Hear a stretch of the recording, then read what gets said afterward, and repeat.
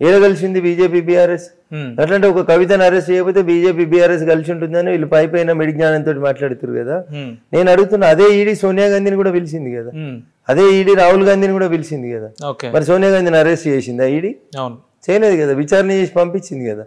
రాహుల్ గాంధీని కూడా విచారణ చేసి పంపించింది కదా. మరి కాంగ్రెస్ బీజేపీ కలిసి ఉన్నట్ట? మోకాలకి బోడిగుండికి లింక్ పెట్టి మాట్లాడి ఆగమాగం అయ్యేటువంటి వాళ్ళతో మనం ఏం మాట్లాడతాం చెప్పండి. నేను సూటిగా అడుగుతున్నా మిమ్మల్ని.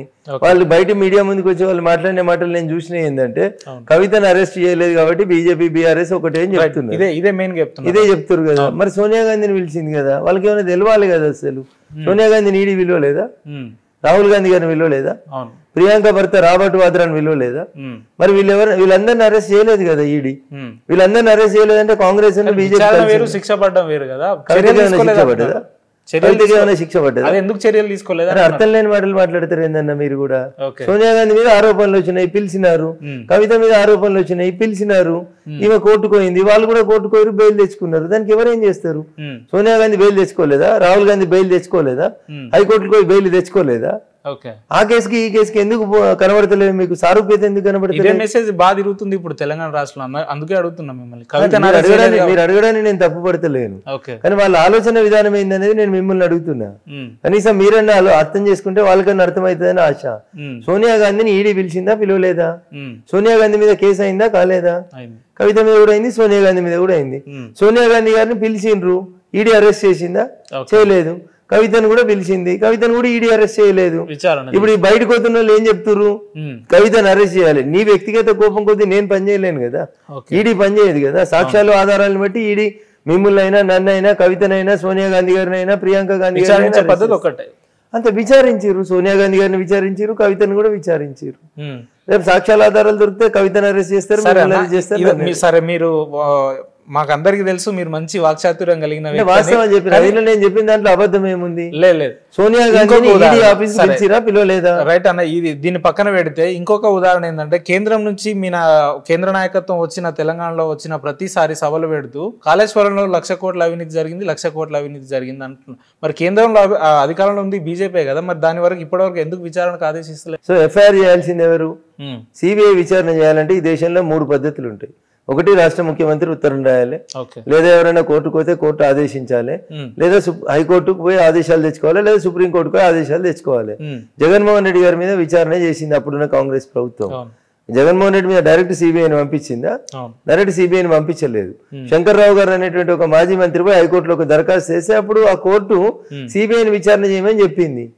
ఇప్పుడు నేను అడుగుతున్నా మీ ద్వారా రేవంత్ రెడ్డి గారిని, మీరు పిసిసి అధ్యక్షుడిగా, మల్కాజిగిరి ఎంపీగా అప్పుడు సిబిఐ విచారణ చేయమని అడిగినారు కదా.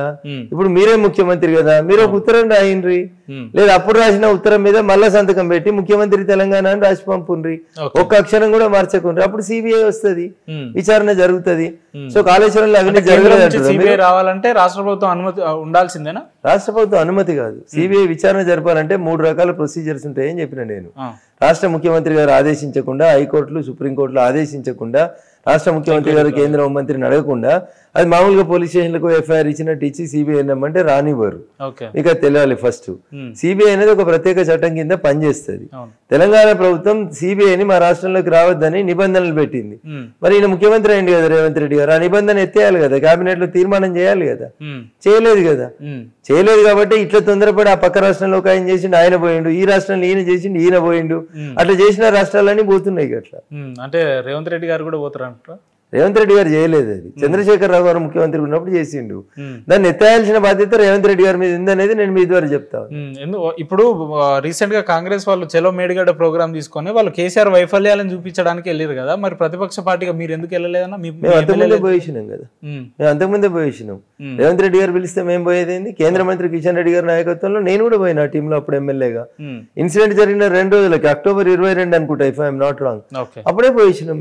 మేము పోలేదని ఆరోపణ మీరు అసలు నువ్వేం చేస్తా ఉన్నావు అంటున్నా. ఎందుకు ఒక లైన్ ఉన్నా సిబిఐకి రాయడానికి నీకున్న ఇబ్బంది ఏంది? ప్రతిపక్షంలో ఉన్నప్పుడు సిబిఐ విచారణ కావాలని అడిగారు కదా రేవంత్ రెడ్డి గారు. ఇప్పుడు వీళ్ళని తీసుకుపోవడం, వాళ్ళని తీసుకుపోవడం ఎందుకంటే పర్యాలు కనబడుతూనే ఉన్నాయి కదా, అది అన్ని టీవీలు చూపించినాయి కదా. రాహుల్ గాంధీని తీసుకొని పోయి మీరు అదే రోజు చూసిరు కదా ఎలక్షన్ల కంటే ముందు, మళ్ళీ కొత్తగా వినవలిగినాయి. ఎక్స్పాన్షన్ జాయింట్ అంటారంట కదా. అది దాన్ని కేటీఆర్ లేక అందరికి ఇంగ్లీష్ రాదు కానీ అది ఎక్స్పాన్షన్ జాయింట్ అంటారా, దాంట్లో ఆ జాయింట్ లో కేటీఆర్ పడతాడా కేసీఆర్ పడతాడా నాకెందుకు ఆ పంచాయతీ అంత కానీ మై క్వశ్చన్ ఈ స్ట్రైట్. అక్కడ పగిలిపోయిన రాహుల్ గాంధీని తీసుకుపోయి రేవంత్ రెడ్డి గారు కూడా చూసి వచ్చారు కదా పిసిసి అధ్యక్షుని హోదాలో. మళ్ళీ ఎమ్మెల్యేలు తీసుకుపోయి కొత్తగా చూపించేది ఏముందా? ఆ బొక్క వెనకాల ఎవడు బొక్క పెట్టిండో వానికి బొక్కలు ఏమంటే గదే వేయకుండా బొక్క పడ్డదని రోజు టీవీలోకి ఎందుకు చూపిస్తున్నావు? ఆ బొక్క కారణం ఎవడు? నువ్వా? నీకంటే ముందున్న ప్రభుత్వమా? ఆ బొక్క వెనకాల ఎవడున్నాడో వందేసి లోపల ఏమంటుంది తెలంగాణ సమాజం? ఏయి కాంగ్రెస్ కాళేశ్వరంలో అవినీతి జరిగిందని చెప్తుంది, బీజేపీ అవినీతి జరిగిందని చెప్తుంది, national dam safety authority NDSA ఒక రిపోర్ట్ ఇచ్చింది. ఇంకా చర్య తీసుకోవడానికి నీకు ఇబ్బంది ఏంటి? ఎందుకు 2 నెలల నుంచి మీనమేషాలు లెక్క పెట్టి దేనికి సంకేతం ఇస్తున్నట్టు మరి అది వాళ్ళే చెప్పాలి. సమయం వచ్చినప్పుడు నేను మాట్లాడతాను, ఇప్పుడు మాట్లాడితే తొందరపడి మాట్లాడినట్టు అవుతుంది.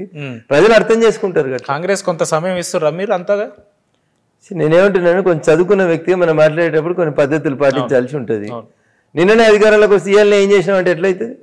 నిన్న పెళ్ళైతే ఈ రోజు పిల్లలు లేరని అడిగినట్టు ఉంటుంది. దేనికైనా కొంచెం ప్రాసెస్ ఉంటుంది, టైం ఉంటుంది, ప్రొసీజర్ ఉంటుంది, షుడ్ ఫాలో. ఆయన ముఖ్యమంత్రి అయ్యిండు, సిబిఐకి ఒక ఉత్తరం రాస్తే అయిపోతుంది కదా. సిట్టింగ్ జడ్జి కావాలని అడిగిండు, హైకోర్టు ఇయ్యము అని చెప్పింది. Next what is next alternate?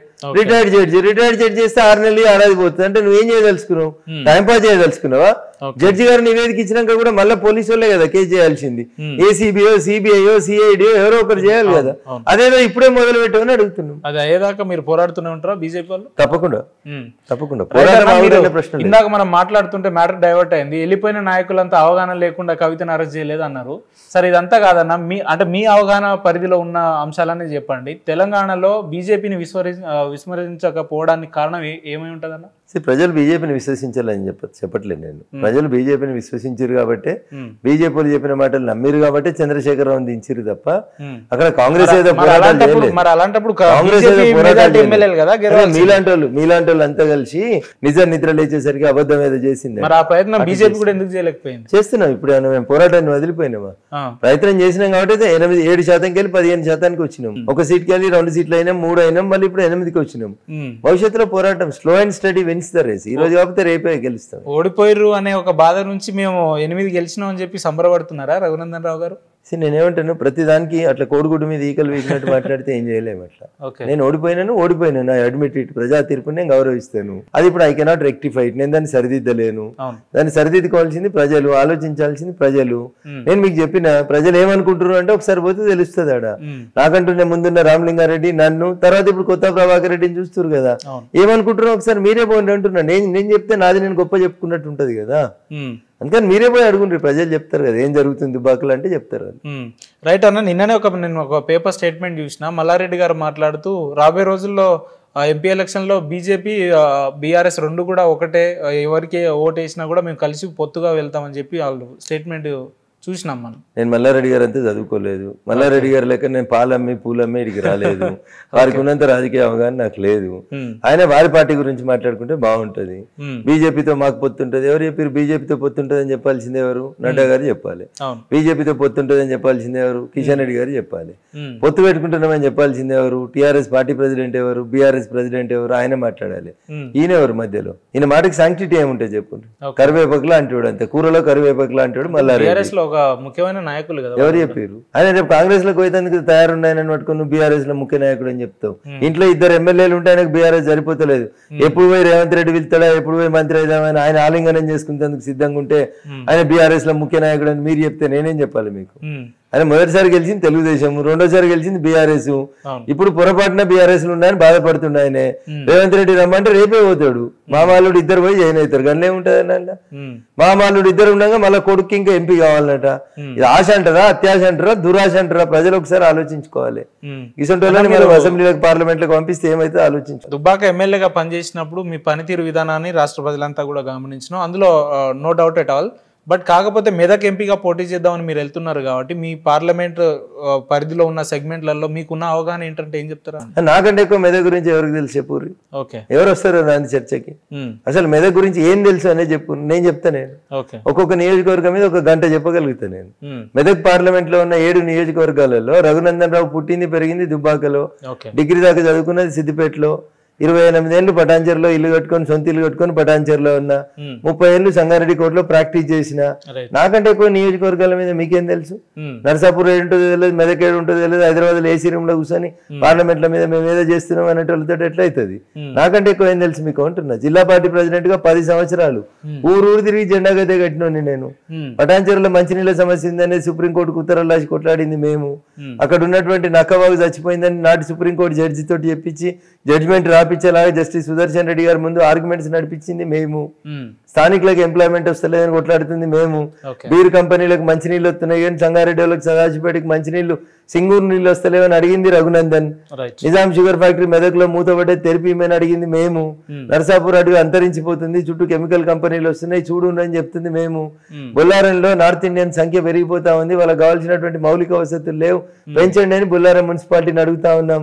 అది బిహెచ్ఎల్ అయినా, బీడీఎల్ అయినా, ఓడిఎఫ్ అయినా, ఆసియా ఖండంలో అతిపెద్ద పారిశ్రామిక వాడైనా పటాన్చెరు అయినా రఘునందన్ రావుకున్నంత అవగాహన ఇంకే పార్టీకి ఉంది, ఏ నాయకునికి ఉందో రమ్మని మాట్లాడుకుందాం.